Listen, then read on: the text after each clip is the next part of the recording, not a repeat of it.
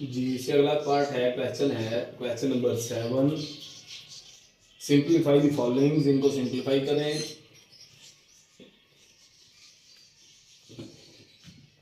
पहले वाला पार्ट है x raise power 15 y 35 over z 20 और इसका फिफ्थ रूट। दूसरा पार्ट है 27 इसकी पावर 2x और इसका third root 6 into 3 raise power n plus 2 over 3 raise power n plus 1 minus 3 raise power n। ये इसका थर्ड पार्ट है। इनको सॉल्व करते हैं। पहले एक मरतबा खुद करने की कोशिश करें, इजी पार्ट्स हैं। चलिए जी इसको करना शुरू करते हैं। x raise power 15 y raise power 35 over z raise power 20 और इसका फिफ्थ रूट है तो 1/5। अब ये 1/5 इसको इससे भी मल्टीप्लाई कर दें, इससे भी कर दें, इससे भी कर दें। ये बनेगा x raise power 15 multiplied by 1/5 y raise power 35 multiplied by 1/5 z raise power 20 multiplied by 1/5। Cut करें, 5 1 जार, 5 3 जार, 5 7 जार और 5 4 जार। तो आंसर क्या आएगा? x cube y 7 over z 4। ये हमारे पास जो है वो इसका आंसर आ जाएगा। इधर वाले पार्ट को देखते हैं। 27 इसकी पावर 2x और होल जो है वो 1/3। 27 की फैक्टराइजेशन करें, 3 raise power 3 multiplied bye 2x ये वाला मल्टीप्लाइड बाय 1/3 ये वाला। अब ये 3 इस वाले 3 से कट जाएगा तो 3 रेज पावर 2x जो है ये हमारे पास इसका आंसर आ जाएगा। जी इससे आगे जो है ना ये सॉल्व होता नहीं है, वरना आपने अगर इससे आगे भी लिखना है तो 9 3 रेज पावर 2 जो है वो 9 है तो 9 उसकी पावर x ये लिख देंगे जो आप ठीक है। इसको करते हैं सॉल्व। 6 जो है इसकी फैक्टराइजेशन करें, 2 पे 3 3 पे 1 तो ये आ जाएगा 2 मल्टीप्लाइड बाई 3। 6 लिखा रहने देंगे तो भी कोई इशू नहीं। और इसके बाद multiplied by 3 raise power n plus 2 over 3 raise power n plus 1 minus 3 raise power n।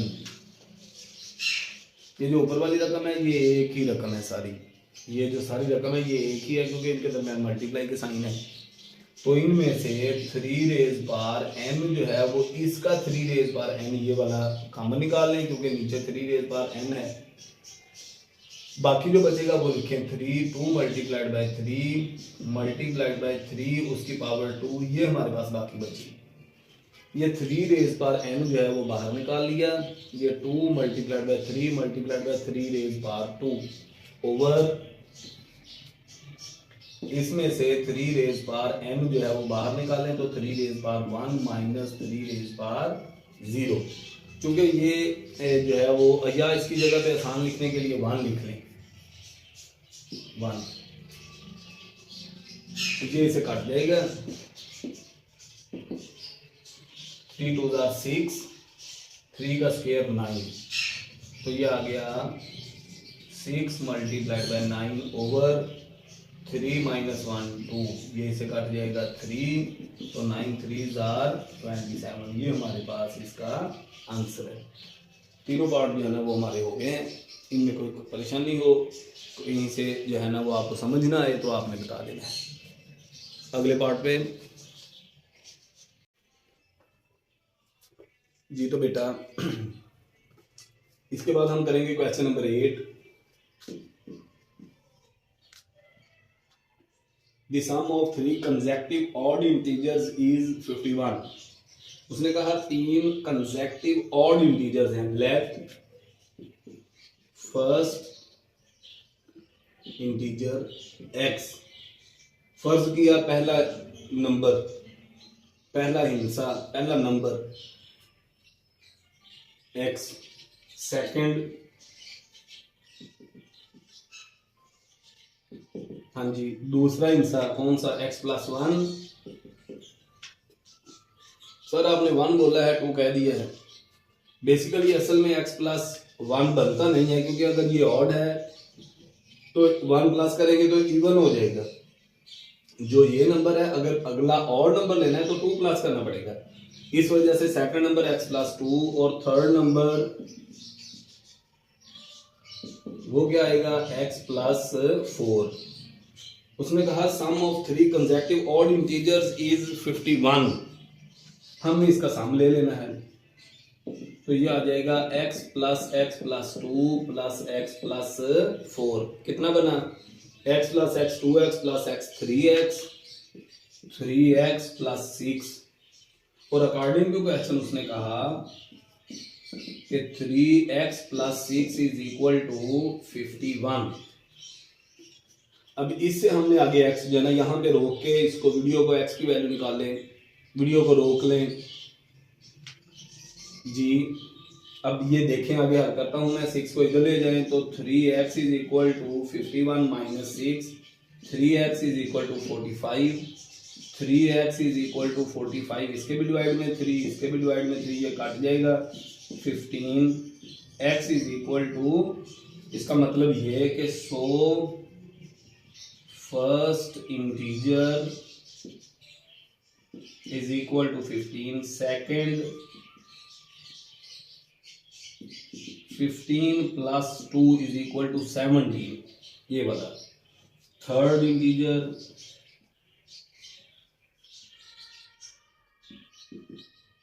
15 plus 4 is equal to 90। तो जो रिक्वायर्ड इंटीजर बने 15, 17 और 90।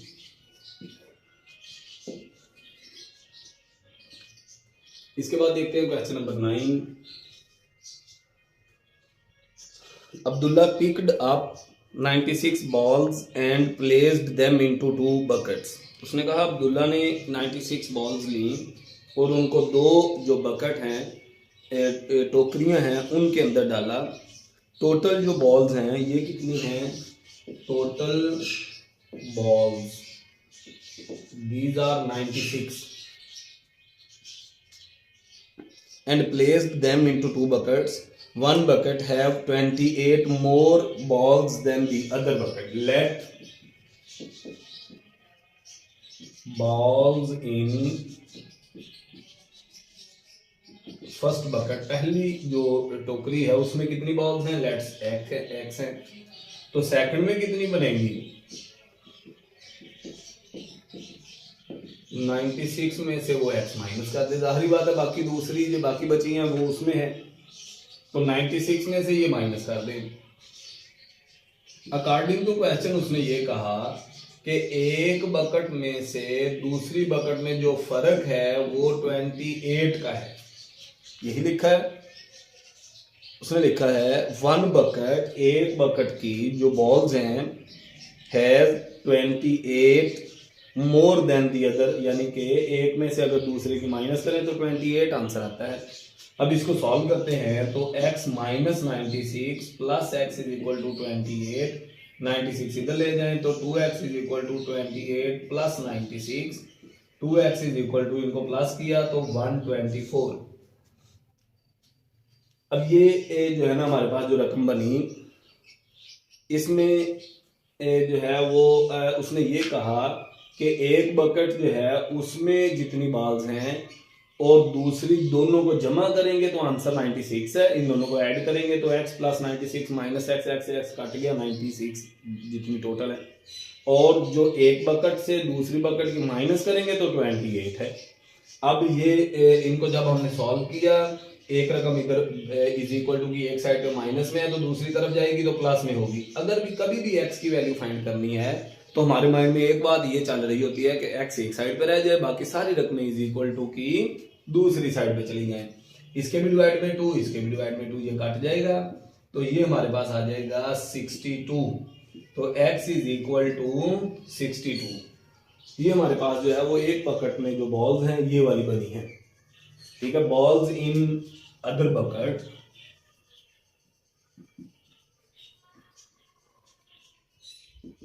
तो वो 96 में से 62 जो है वो माइनस कर दें,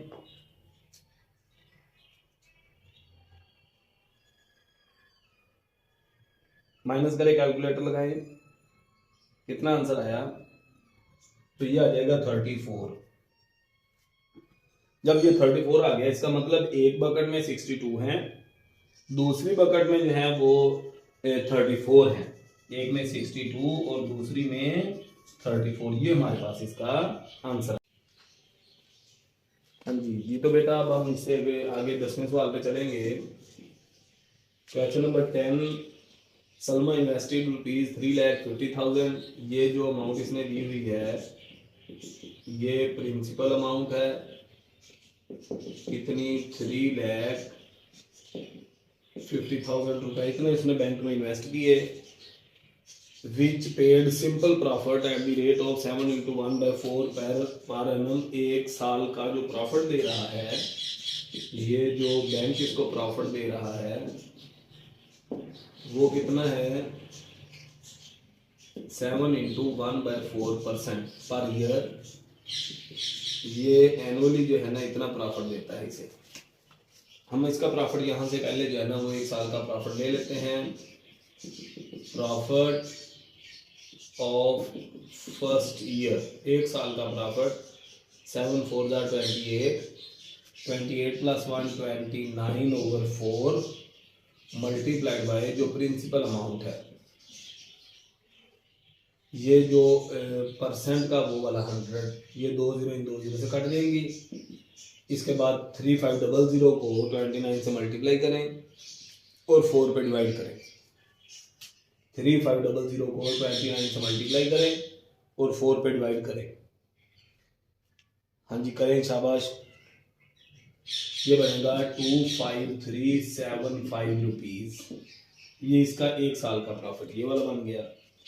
इसके बाद उसने कहा कि after 2 years the rate was increase, यानी 2 साल यही वाला रेट चला है और यही प्रॉफिट मिला।